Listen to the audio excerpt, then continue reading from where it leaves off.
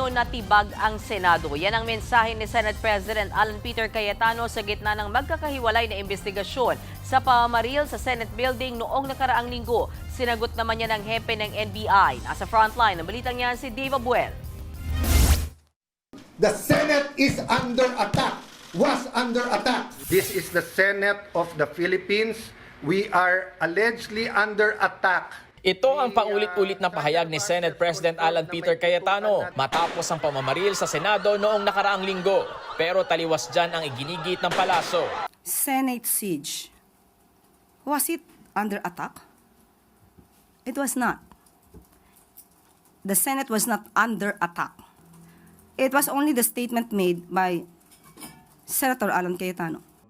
Giit pa ng Malacanang, mismong si Pangulong Bongbong Marcos ay dismayado sa nangyari. Hindi lang sa nangyaring barilan sa Senado, kundi maging sa paglabas ni Senator Ronald Bato de la Rosa sa Senado. Sa huling pangyayari, patungkol dun sa di umano na pagtakas at pagkawala kahit na may protective custody ang Senado, nakakadismaya naman talaga.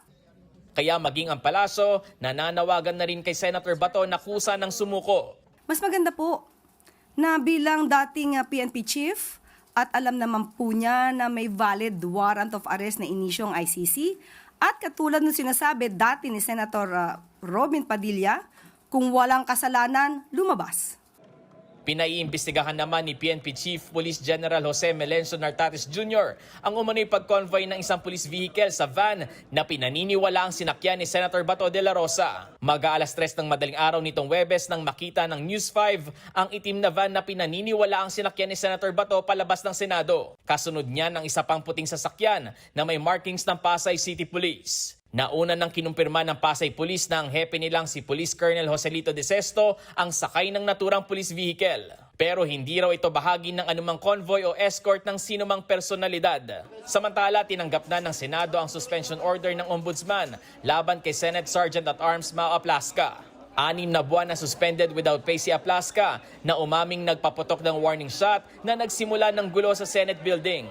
Tinanggap na rin ng Senado ang sabina para sa mga CCTV footage. Noong mangyari ang tensyon, handa naman daw makipagtulungan si Cayetano sa investigasyon. Sabi ko, gumawa kayong 2 copies, pero sa harap nila kayo gumawa ng 2 copies para alam yung original. Doon sa DOJ at saka sa Ombudsman, wag sila mangamba na matamper yon kasi hawak na ng gobyerno right after the incident. May mensahe naman si Senate President Cayetano sa National Bureau of Investigation o NBI. During my watch, hindi nyo natibag ang Senado. Now, if I remain or kung papalitan ako, sana hindi matibag ang Senado. Agad namang niyang sinagot ni NBI Director Melvin Matibag. Gusto ba namin tibagin yung Senado? Gusto lang namin ipatupad yung batas, ano? Saka, it's not about Senator Alan Peter Cayetano, it's about the Senate and the judicial system. No? Sinabi yan ni Matibag nang makipagpulong ang NBI sa mga tauhan ng PNP Criminal Investigation and Detection Group o CIDG para sa hiwalay na investigasyon ng pambansang pulisya.